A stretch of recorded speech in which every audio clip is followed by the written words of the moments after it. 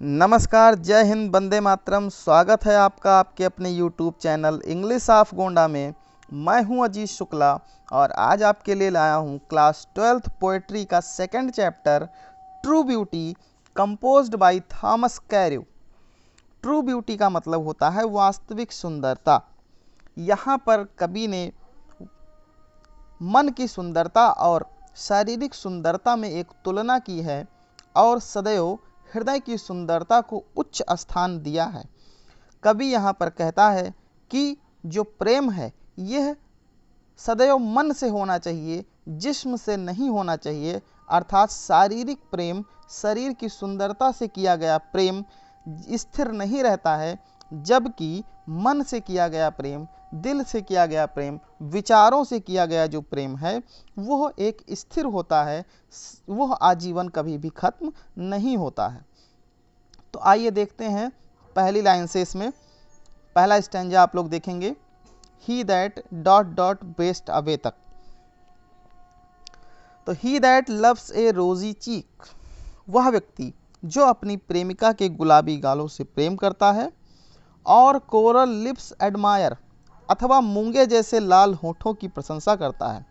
Coral का मतलब होता है मूंगे जैसे, एडमायर माने प्रशंसा करना। कह रहा है वह व्यक्ति जो अपने प्रेमिका के गुलाबी गालों से प्रेम करता है अथवा मूंगे जैसे लाल होठों की प्रशंसा करता है। और from star like eyes doth seek, अथवा तारों जैसी चमकने वाली आँखों से fuel to maintain his fire, अपने प्रेम की ज्वाला को जलाए रखने का प्रयत्न करता है। सीक का मतलब होता है ढूंढना, प्राप्त करने की कोशिश करना। फ्यूल माने ईंधन, मेंटेन माने बनाए रखने के लिए, फायर का मतलब अग्नि नहीं बल्कि प्रेम की अग्नि से है। तो कह रहा है कि अथवा तारों जैसी चमकने वाली आंखों से वह अपने प्रेम की ज्वाला को जलाए रखने का प्रयत्न करता है। तो इन सभी शारीरिक सुंदरताओं के बारे में कवि कहता है। और फिर पांचवी लाइन में वो कहता है कि as the old time makes these decay, जब वृद्धावस्था आती है तो यह शारीरिक सुंदरता जो है वो खत्म होने लगती है। डीके यानी नष्ट होने लगती है, अर्थात यह गुलाबी गालों में झुर्रियाँ पड़ जाती हैं। जो हमारे प्रेमिका के लिप यानी ओंठ हैं वह सूखने लगते हैं। आँखें जो होती हैं उनमें उनकी सुंदरता नष्ट होने लगती है। तब जो शरीर के सुंदरता से किया गया यह प्रेम था, so his flames must waste away, अर्थात तब उसकी फ्लेम्स यानी प्रेम की जो ज्वाला है वो वेस्ट अवे, बुझ जाती है, खत्म हो जाती है। अर्थात शरीर की सुंदरता से किया गया प्रेम, जब शरीर की सुंदरता खत्म होती है तो वह उसके साथ ही खत्म हो जाता है। अगला स्टैंजा देखते हैं। चैनल पर नए हैं तो सब्सक्राइब जरूर करें, मित्रों में अपने शेयर करते रहें, पढ़ते रहें। कोरोना काल में पढ़ाई में बहुत ही व्यवधान उत्पन्न हुआ है, लेकिन आप लोग भरोसा रखें, निश्चित तौर पर सारा सिलेबस आपका हम यहीं पर कवर कराएंगे।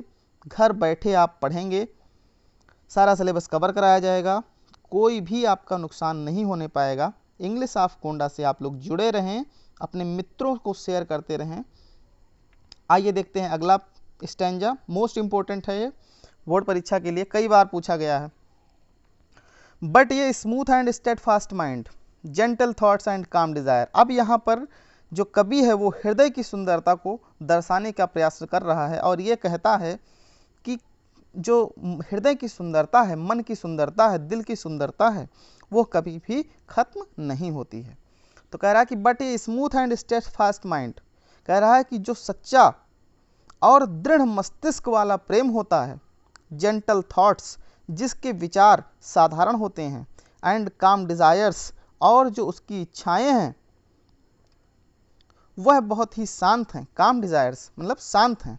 Hearts with equal love combined, और ऐसे प्रेमी और प्रेमिका जिनके दिल एक दूसरे से बराबर के प्रेम से बंधे हुए हैं। किंडल नेवर डाइंग फायर्स, उनके जो प्रेम की ज्वाला है वो सदैव जागृत रहती है, वो कभी भी नष्ट या खत्म नहीं होती है। किंडल माने जागृत रहती है। Where these are not, अब कवि कहता है कि जहाँ पर ये सारी चीज़ें नहीं हैं, क्या? Smooth and steadfast mind, gentle thoughts and काम डिजायर, यानी सच्चा प्रेम, साधारण विचार और शांत इच्छाएं, दृढ़ मस्तिष्क, ये सारी चीज़ें जहाँ पर नहीं हैं, आई डिस्पाइस, मैं घृणा करता हूँ। लास्ट लाइन देखेंगे, आई डिस्पाइस, मैं घृणा करता हूँ, लवली चीक्स, उन गुलाबी गालों को, प्यारे गालों को, और लिप्स अथवा उन होठों से, और आइज, और उन आँखों से। कहता है कि जहाँ पर दिल की सुंदरता ना हो, मैं उन समस्त प्रकार की जितनी भी सुंदरताएं हैं शरीर की, मैं उनसे घृणा करता हूँ। कभी यहाँ पर शारीरिक सुंदरता के बजाय मन की सुंदरता पर जोर दे रहा है। आइए अब एक्सप्लेनेशन आप कैसे लिखेंगे। एक्सप्लेनेशन आप जब भी लिखेंगे तो देखिए ध्यान से, कॉन्टेक्स्ट में आप यही लिखेंगे कि कवि ने इसमें शरीर की सुंदरता और हृदय की सुंदरता के बीच एक तुलना की है। ही दैट लव्स ए रोजी चीक, जब इसका आप लिखेंगे एक्सप्लेनेशन तो लिखेंगे कि इन दिस स्टैंजा, मतलब ये जो स्टैंजा है हमारा, इन दिस स्टैंजा या in the above lines the poet says that, कवि कहता है, रेड चीक्स यानी लाल गाल, लाइक रोज गुलाब की तरह से, red lips like coral, and bright shining eyes like star make ये वुमेन ब्यूटीफुल, यानी कि लाल गुलाबी गाल, लाल होंठ अथवा चमकने वाली आँखें एक औरत को सुंदर बनाती हैं।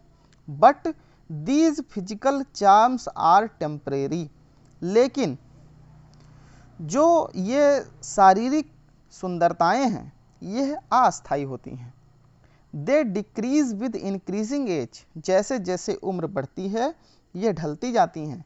The physical attraction supply fuels to the fire of love, जो शारीरिक सुंदरता है यदि इससे प्रेम उत्पन्न होता है तो